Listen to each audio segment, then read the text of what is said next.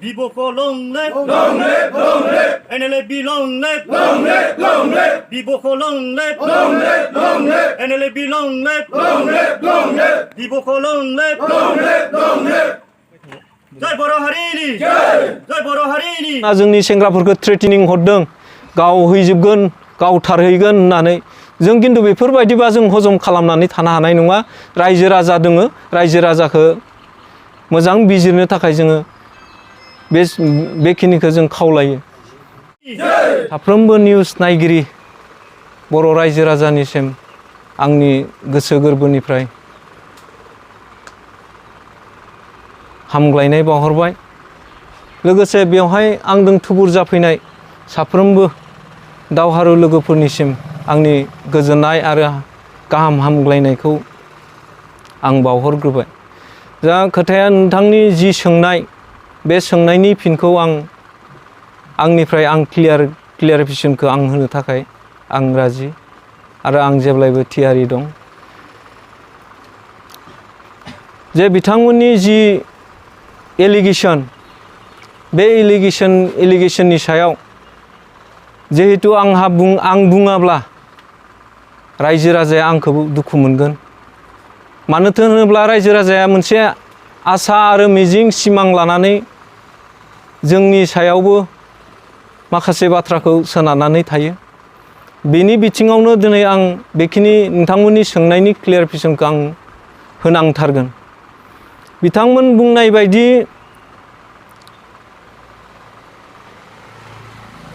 जि बाथ्राफोर बिथांमोननि बुंनाय जि बाथ्राफोर बे बाथ्राया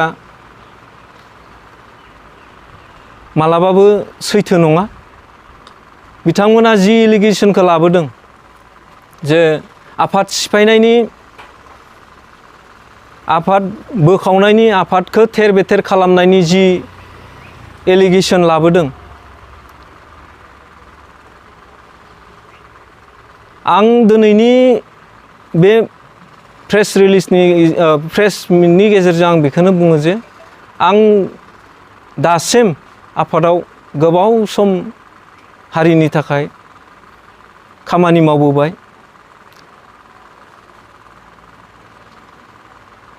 हारिनि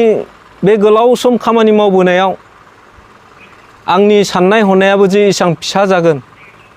आंनि सिन्ता धारनायाबो जे एसेबां फिसा जागोन फिसाहै खामानि मावगोन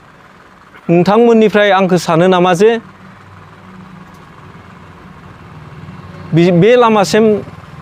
दैदेनलांगोन होननानै बिथांमोना सानो नामा आंनिफ्राय आं मालाबाबो आफादखौ थेर बेथेर खालामनो हानाय आंहा जेबो अधिकार गैया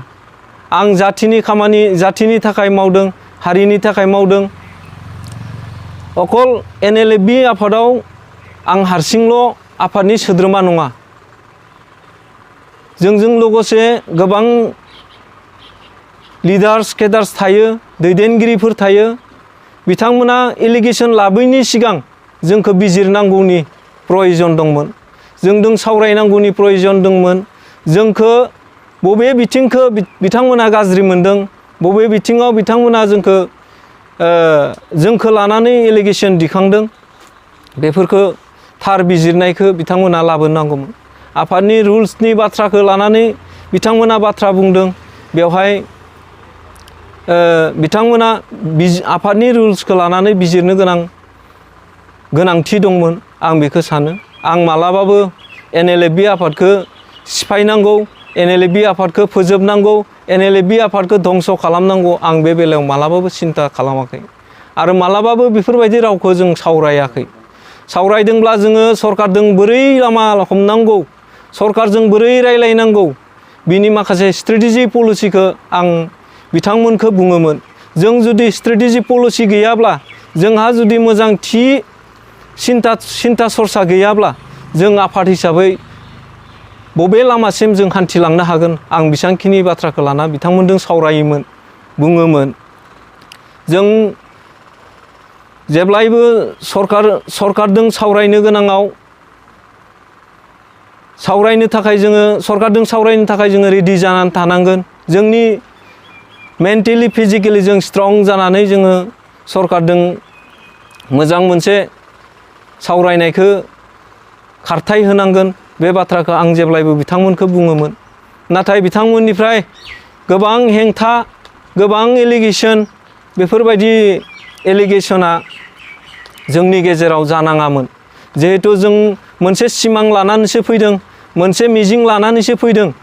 जेब्ला जों हाग्रानिफ्राय ओंखारबोदोंमोन बे समावबो जों मोनसे मिजिं लानानैसो जों फैदोंमोन। गतिके जि एलिगेसनफोरखौ बिथाङा होदों,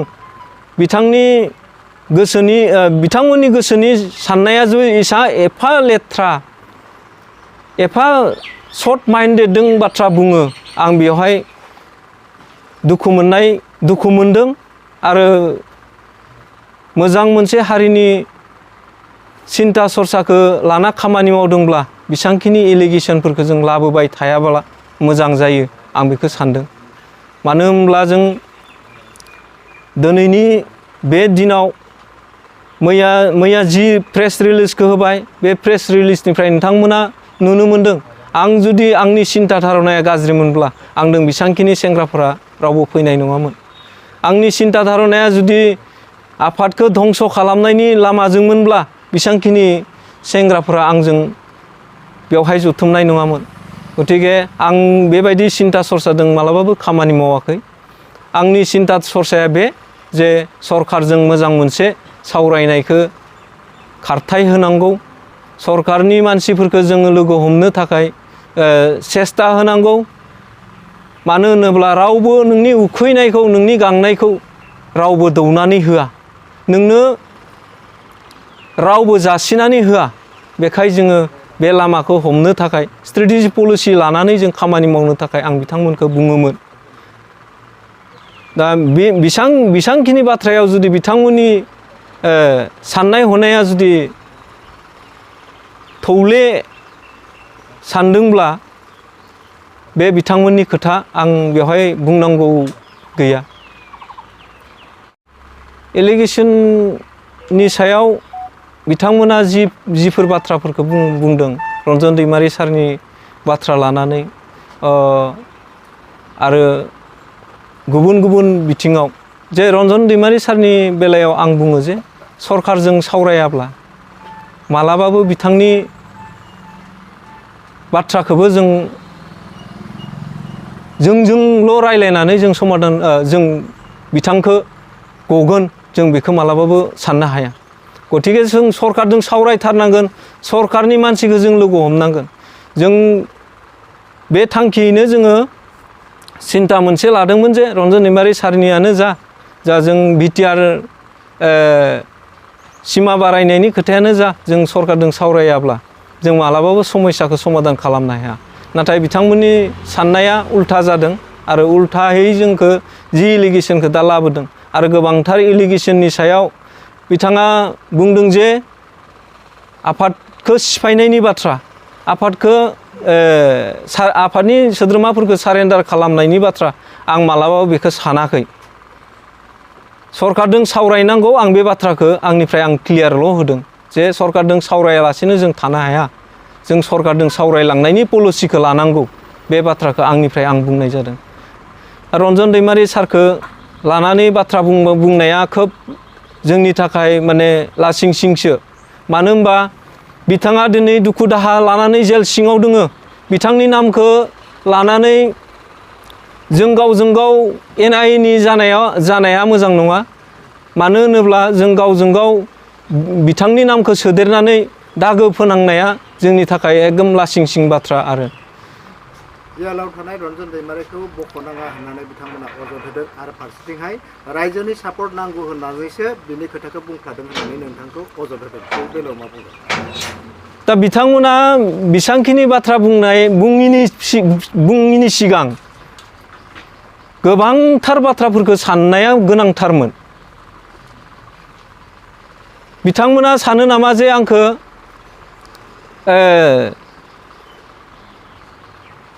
रन्जन दैमारि सारनि बाथ्रा लानानै निउसफोराव जुदि बेखिनि बाथ्राखौ बुङोब्ला रायजो राजानि खैसाराव गोलैगोन। खिन्थु रन्जन दैमारि सारनि बाथ्राखौ लानानै बेसांखिनि एलिगेसन होयोब्ला आंनि सायाव एलिगेसन होयोबा बिथाङा आइसोलेटेड जालांगोन बे बाथ्राखौ सानदों नामा जे आं बेखौ क्लियार होयो जे रन्जन दैमारिया दिनैसिम जेल सिङाव दङ दुखु दाहा सहायनानै जे बिथांनि दुखुखौ रन्जन दैमारि सारासो मिथिगौ आरो आं बेसांखिनि बुंनो हानाय आंनो सोर अधिकार होनो सोर अधिकार होदों आं साधारन सासे NLFB फाउन्डार हिसाबै आङो आंनि बिबा NLFBआव आंखौ भाइस प्रेसिडेन्ट होदोंमोन बिथांमोना आंजों सावरायनांगौ गोनांथि दंमोन आंहा जुदि एसांखिनि आफादनि गोरोन्थि मावदोंब्ला आङो जुदि आफादनि इलिगेल मावदोंमोनब्ला आं आफादनि गाज्रि खामानि मावदोंब्ला आफादजों एरख' जालायनाय जुदि खामानि मावदोंमोनब्ला बिथांमोना स्रोद काउन्सिल मिटिं जानानै बाखि आधा अंशखौ बाद होनानै आधा अंश काउन्सिलनि मानसिखौ लाफानानै बेबायदि जुदि काउन्सिल मिट खालामदोंमोनब्ला रिजलिउसन पास खालामदोंमोनब्ला आंखौबो लानानै सावरायनो हायोमोन जे आंबो सासे NLFBनि भाइस प्रेसिडेन्ट हिसाबै आंखौबो लानानै सावरायनाया अत्यन्त प्रयजनमोन आं गाज्रिब्ला आंनि सायाव जुदि एसां एलिगेसन जुदि रायजो राजानिफ्राय मोनदोंब्ला बा सेंग्राफोरनिफ्राय मोनदोंमोनब्ला आंखौ लाना सावरायनांगौ प्रयजन दंमोन आं बेखौ सानदोंमोन मानो होनोब्ला बिसोरो जेबो क्लियारफिकेसनखौ आंनिफ्राय लायासै आंनिफ्राय जेबो आंनिसिम जेबो नटिस हरासै बिथांमोना मैया बुंदों जे जों 15 डेजनि गेजेराव बिथांनिफ्राय क्लियारफिकेसन बिदोंमोन किन्तु बेखौ ओरैबायदि नंखाय बाथ्रा बुंबाय बिसोरो ओरैबायदि नंखाय बाथ्रा बुंबाय माने गावसोरनो गथ'फोरनि खेला दुला गेलेनायफोरबायदि आमाय जुमाय गेलेनायफोरबायदि आफादखौ इउज खालामबाय होननानै आं सानो आरो नोंथाङा जि NLFBनि गेजेराव नोंथाङा सासे दैदेनगिरि जानानै जि सरकारजों सावरायनो थाखाय जि सिमा बारायनायनि बाथ्रा बुंदों आरो रन्जन दैमारिखौ दिहुननो थाखाय नोंथाङा जि पलिसि होयोमोन होननानै बाथ्रा बुंदों दानि एसेबावो दा बे कारननि थाखायनो सरकारजों सावरायनो आगानसे आवगायनायनि थाखायनो नोंथांखौ आफादनिफ्राय बोखारदों होननानै नोंथाङा बुंनो नागिरो नामा बे समाव एक्जेक्टलि बे बाथ्रायानो सैथो मानो होनोब्ला जोंनि गेजेरनिफ्राय पलिटिकेलि माखासे बार हाबबाय माखासे पलिटिकेलि बार हाबनायनि थाखायनो बेखिनि प्रब्लेमा जोंनि बे प्रब्लेमा जाफैदों होननानै आं सानो मानो होनोब्ला गोबां बाथ्राफ्रा ओंखारो मालाबा 2 बोसोर 3 बोसोर थानानै जोंनि समस्याया जोंनि सेंग्राफोरनि लाइफआ ओरैबायदि आपग्रेड जागोन बा मालाबा बुङो बरलेण्ड स्टेट हुदनि थाखाय जों मालाबाबो आपुस खालामा होनो बेफोरबायदि बाथ्राफोरखौ नायोब्ला जे जों बुजिनो हायो बेवहाय पलिटिकेलि बार हाबनानै दं आरो आंनि जि पदक्षेप जिहेतु जों जि सावरायबाय थादोंमोन रुलिं गभर्नमेन्ट हिसाबै जोङो बिथांमोनखौ नारसिननानै जों खामानि मावहोनांगौआ जोंनि बिबानमोन आफादनि बिबानमोन बे सरकारजों रायलायनो थाखाय जोंनि जि दा जोंनि जि बिटिआर गभर्नमेन्टनि दैदेनगिरिफोरखौ लोगो हमनाय रायलायनाय बेफोरावबो माखासे बिराद गिदिर बिथांमोना आंखौ पार्सनेलि इस्यु खालामदों आं बेखौ आं हमदांनो मोनदों नोंथाङा जे सरकारजों सावरायनो आवगायनो नागिरदोंमोन नोंथाङा मा इस्युखौ लानानै NLFBनि जानानै सरकारनिसिम जे सावरायनो आवगायदोंमोन नोंथाङा मा बुंगोन बे समाव इस्युआथ' जों बेखौनो बुंबोबाय थादों जे बिटिआरआ इमप्लिमेन्ट जानायनि खोथा रन्जन दैमारि सारा गनायनि खोथा जों बेफोर इस्युफोरखौनो लानानै जों उत्थापन खालामबाय थादों आरो बे उद्देश्यखौ लानानै जोङो सरकारजों हाबसननानै जों सावरायनांगोन सरकारजों हाबसनना सावरायाब्ला जोंनि उखैनाय गांनायखौ रावबो नोंनो दौनानै होआ बे बाथ्राखौ बुंनानै जोङो सरकाराव थानाय जा जोंनि दा गभर्नमेन्टआव थानाय बिथांमोनखौ गोजौसिम जोङो सावरायनो थाखाय जोंखौ लामा दिन्थि बेफोरबायदिखौ जोङो दानि सरकार खुंथायाव थानाय दैदेनगिरिफोरनि सिगाङाव जों बेफोर बाथ्राखौ बुंबोदोंमोन आरो बिथांमोना ओरैबायदि पजिटिभमोन बिथांमोनखौ जों दुखु मोननानै लाब गैया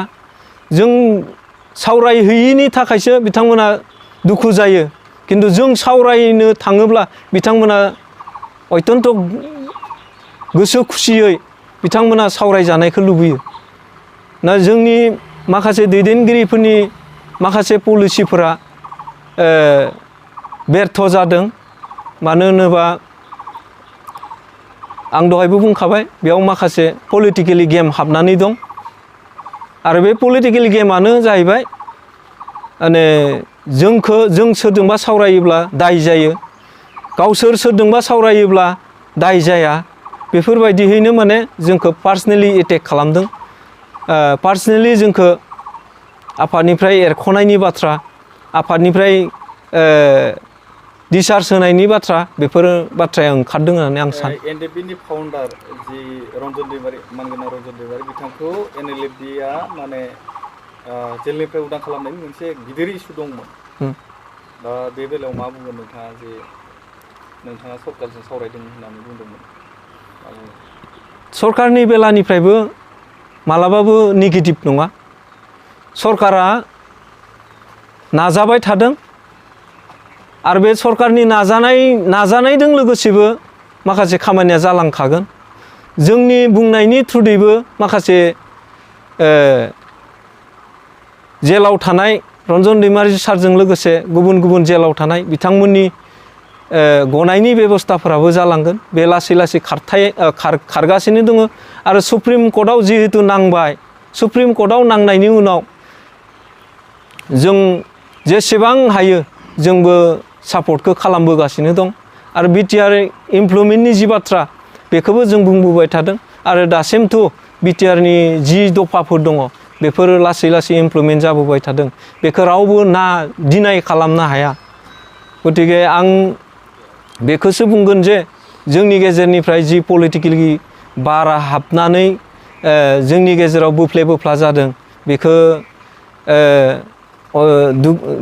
दुखु गोनां आरो रायजो राजाया बुजिनाया बिराद प्रयजनसै दायो जे जों गोबां समाव गोबां जाथाय जाबोबाय बर'फ्रा